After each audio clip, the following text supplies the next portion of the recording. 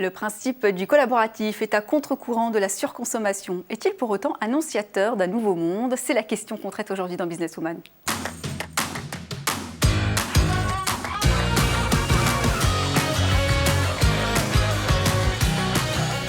Bonjour à toutes et à tous, bienvenue dans Businesswoman dédié aujourd'hui au business collaboratif. Alors un modèle tellement tendance qu'il est en train d'envahir tous les secteurs.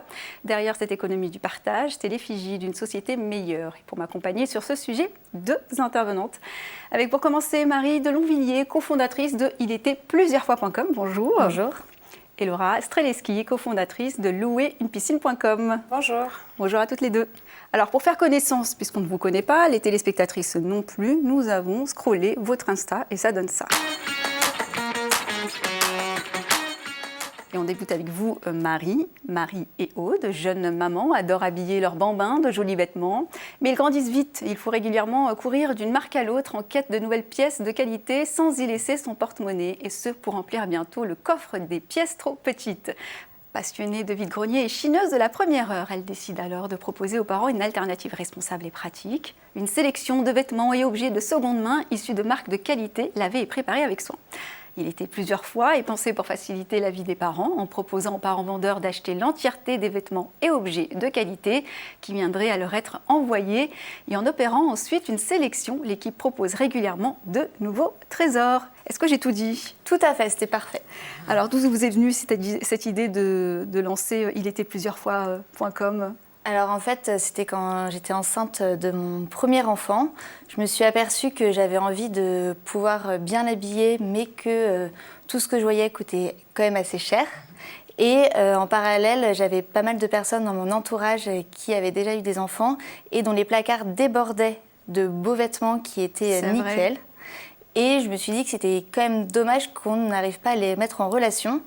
Et du coup, c'est là d'où m'est venue l'idée. Je voulais mettre en relation donc, les vendeurs et les acheteurs, et toujours avec un système de qualité. C'est-à-dire que chaque pièce a toujours été contrôlée parce qu'il peut y avoir facilement des taches sur des pièces pour bébé et qu'on veut avoir quand même que ce qu'il y a de mieux pour son enfant. Super initiative, on y revient tout à l'heure justement. On continue avec Laura, diplômée en marketing et communication. Laura fait ses premières armes dans un fonds d'investissement. Elle y découvre l'esprit entrepreneurial, les business models et les retours sur investissement. Elle enrichit ensuite son parcours avec une expérience dans une agence de communication digitale à Barcelone où elle côtoie l'écosystème des startups du digital à l'international. Laura crée en 2015 La Collab, un collectif de freelance, femmes jeunes entrepreneurs et bosseuses acharnées. Elle ne s'arrête pas là. En effet, en 2017, elle continue d'épouser le marché du collaboratif et de l'économie de partage en confondant la plateforme française louer-une-piscine.com pour offrir des instants de bonheur en mettant en relation propriétaires de piscines et des baigneurs pour garantir un été 100% au frais. Merci Laura pour cette belle promesse. Avec plaisir, et je pense que ça fait plaisir aux baigneurs surtout. Non mais j'en doute pas. Justement, on va en discuter, c'est l'heure du libre-échange. Le principe du collaboratif, je l'ai dit en introduction, c'est quand même à contre-courant finalement de la surconsommation. Est-ce que pour autant, c'est annonciateur d'un nouveau monde selon vous? C'est une évolution du monde dans lequel on est. Je pense, ça colle avec les attentes et l'esprit qu'ont les gens aujourd'hui. Donc c'est plus une continuité pour moi qu'une rupture. Et moi, je trouve aussi que c'est une continuité. On sait tous maintenant un peu que l'industrie du vêtement, c'est la deuxième industrie la plus polluante au monde. C'est vrai. Et il y a beaucoup de personnes qui, justement, veulent lutter contre ça, contre la fast fashion, et justement qui se rabattent sur la seconde main. Est-ce qu'il faut nécessairement avoir une âme de militante quand on entreprend dans le collaboratif tel que vous le faites aujourd'hui? Pour ma part, je ne dirais pas que je suis militante. En revanche, je suis engagée. Je suis engagée pour que le monde de demain soit meilleur. Et je le fais à mon petit niveau, justement, en proposant ce système d'économie circulaire de revente de vêtements d'occasion. Et nous, notre site, c'est vraiment, on veut faire un réflexe, que ça devienne un réflexe d'acheter de l'occasion. Et ça passe par un site, par notre site en tout cas, où toutes les photos sont nickel, les vêtements sont repassés. C'est pour donner envie et on va même un peu plus loin, puisque on offre vraiment une expérience de première main, même pour des vêtements d'occasion.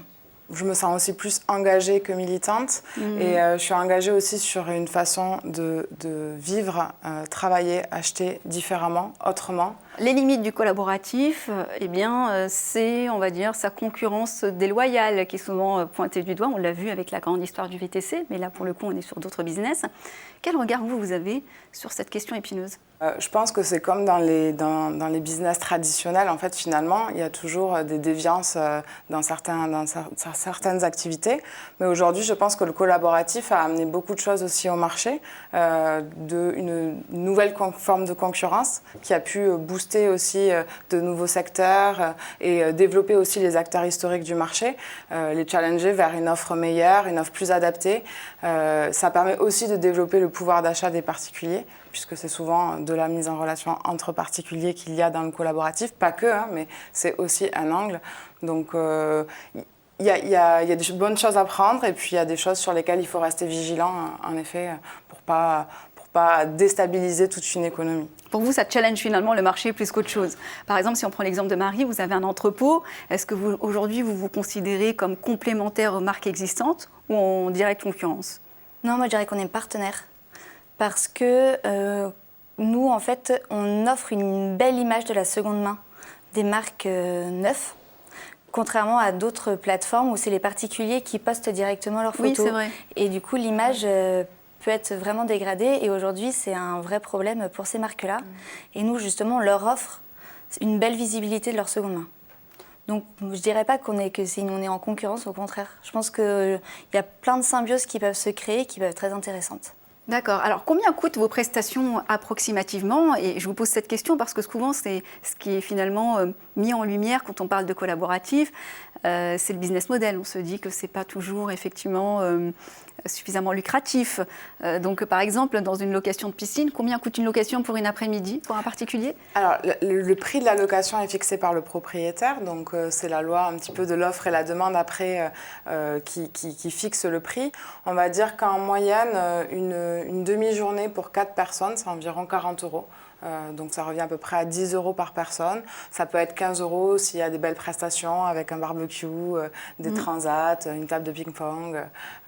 Et puis voilà, c'est vraiment le propriétaire qui détermine son prix en fonction de la concurrence aussi qu'il a autour de lui et de sa volonté de louer son bien au maximum. Alors sur ce prix, vous prenez une commission, bien sûr.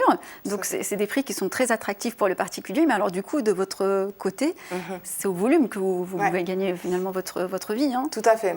Quand on sait que Airbnb a été rentable il n'y a pas si longtemps que ça, on se dit que ce sont vraiment des marchés qui marchent au volume. Nous, la chance qu'on a de notre côté, c'est qu'on est plusieurs cofondateurs avec des expertises, on va dire, très complémentaires, qui nous a permis de maîtriser nos coûts de démarrage. Et je ne peux pas dire qu'on a une activité lucrative aujourd'hui, mais on a une activité qui arrive à la rentabilité. Et c'est avant tout ce mix de compétences qui a fait qu'aujourd'hui, on peut proposer ce service sur le marché dans le temps. Vous êtes à temps plein, tous les cofondateurs sur votre business, ou vous êtes en double activité ? On est en double activité. On a aussi une activité qui est très saisonnière, donc c'est une partie de l'année où on booste un petit peu plus sur cette activité-là. Alors Marie, je l'ai dit, vous avez un entrepôt de 8000 références, c'est énorme. Est-ce que votre business model donc, du coup, est rentable ? Et si tel n'est pas le cas, quels sont les ajustements que vous avez mis en place pour que ça fonctionne sur le temps ? Alors nous aussi, on approche de la rentabilité qu'on devrait atteindre en septembre. Et on est aussi sur un marché de volume, parce que le vêtement pour enfants ne coûte pas très cher. Donc on élargit notre offre et on essaye justement de faire des partenariats avec des marques et de se développer à l'étranger. Parce qu'on le rappelle, vous existez depuis 4 ans, hein, c'est ça ? Oui. Est-ce que dans vos parcours, parce qu'avant d'être entrepreneur, vous aviez une vie, on l'a dit dans votre bio Instagram, est-ce qu'il y a des compétences, des choses que vous avez acquises avant, qui vous ont servi aujourd'hui en tant qu'entrepreneur et qui vous servent encore ? Oui, alors moi je travaillais en agence de communication avant. Et aujourd'hui, du coup, moi ma partie c'est justement de gérer l'image de marque. Donc ça m'a vraiment, j'ai bien appris justement à peu près à le faire correctement, on va dire. Et je me suis associée avec Aude, qui elle est beaucoup plus chiffres. Et du coup, notre double compétence marche très bien. Je rejoins un petit peu. Donc moi, j'ai un profil marketing aussi. J'ai quand même fait mes armes dans un fonds d'investissement, donc ça m'a permis de connaître beaucoup de business models, de rencontrer beaucoup d'entrepreneurs, et c'est peut-être là aussi que j'ai puisé un petit peu, en tout cas, je me suis inspirée pour partir dans cette voie. Et puis après, toutes les compétences en marketing, communication et digital sur un business du collaboratif qui se fait souvent sur une plateforme web 100%. C'est vrai que c'est un atout qui nous aide en tout cas pour faire démarrer une société comme celle-là. Alors, du fait d'avoir été dans un fonds d'investissement, est-ce que vous-même vous avez levé des fonds ? Alors aujourd'hui, on n'a pas encore levé de fonds, c'est en préparation, mais aujourd'hui on l'a pas encore fait parce qu'on était sur un modèle très saisonnier, puisqu'on avait aussi des ressources financières personnelles qu'on souhaitait investir. C'est un projet qu'on a voulu avant tout parce que c'est quand même un projet qui permet de partager du bonheur et c'est quand même quelque chose de frais. Et nous, voilà, c'était à la base un projet un petit peu à côté et qui prend de plus en plus de place, bien sûr, dans nos quotidiens. Est-ce qu'il y avait beaucoup de femmes ? Alors ça, c'est vraiment une question de curiosité. Est-ce qu'il y avait beaucoup de femmes en fonds d'investissement qui déposaient des projets ? Un peu moins que d'hommes, c'est sûr, même beaucoup moins. Mais il y en avait quand même, et des femmes qui créaient des belles entreprises qui étaient aussi souvent très rentables, avec une belle vision et sur des marchés un peu précurseurs. Finalement, peut-être que je pense que les femmes, des fois, vont là où les hommes n'osent pas aller. Et du coup, il reste des petits terrains non investigués par les hommes. Donc, c'est bon pour nous. C'est un avis que vous partagez, Marie ? Parce que je crois que vous avez aussi des petites remarques quand vous avez souhaité entreprendre, etc. Ouais, au début, moi, on m'a dit que c'était une activité. Et donc, une activité qui prend plus de 200% de notre temps, c'est quand même léger comme remarque. Un hobby, quoi, c'est ça, en fait. En fait, oui, que c'était comme si il fallait que j'aille déposer mes enfants à l'école, que je les reprenne à la cantine, qu'après je les reprenne à 16h. En fait, ça se passe pas comme ça quand on entreprend. Mais ça, dans l'image des gens, c'est quand même compliqué. Justement, dernière question, quel conseil vous pourriez donner finalement aux femmes qui sont déjà entrepreneurs ou celles qui veulent justement emboîter le pas ? Que c'est un plaisir. En vrai, moi, je trouve que c'est une liberté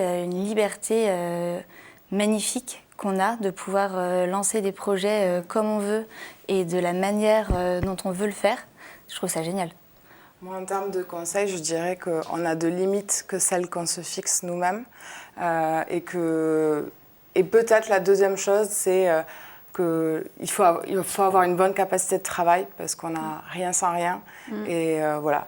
Mais après, si on aime ce qu'on fait et qu'on le fait passionnément, avec plaisir, et qu'on se lève tous les matins en étant content et convaincu de ce qu'on fait et pourquoi on le fait et où on va, je pense que ça fait partie un peu de la recette pour, en tout cas du succès, ou en tout cas pour se lancer et puis faire quelque chose de bien dans une période de sa vie. En tous les cas, vous êtes convaincante. Donc, merci d'avoir été avec nous et d'avoir répondu à nos questions. Merci. On passe tout de suite à la Minute Réseau. C'est le MoveJ qui nous propose de découvrir le parcours d'une entrepreneure, celui de Stéphanie Canté. Après 15 ans de salariat à des postes de stratégie, Stéphanie se lance dans l'entrepreneuriat car elle ressent que son parcours professionnel doit désormais être aligné avec ses convictions. Elle souhaite porter une mission sociale et solidaire et revenir aux sources de ce qu'elle aime, la médiation culturelle et le lien entre les personnes et les artistes. Stéphanie identifie une opportunité sur son territoire qu'elle situe avec un brin d'humour dans la diagonale du vide et lance un Fab Lab, un métier qu'elle ne connaît pas dans un lieu quasi inconnu d'elle. Après 3 années d'activité, elle complète son offre par du conseil en développement local. Elle a découvert la puissance et le pouvoir de la sororité en étant accompagnée à son lancement par Empower Her. La mission entrepreneuriat au féminin proposée par le réseau M-France au Québec en novembre 2019 est tombée à pic pour poursuivre sa réflexion entrepreneuriale à l'international en s'ouvrant à d'autres pratiques avec des femmes au profil très différent. Le mentorat vient désormais encore enrichir son questionnement et sa recherche de partage d'expériences, un parcours inspirant pour toutes celles qui souhaitent se lancer.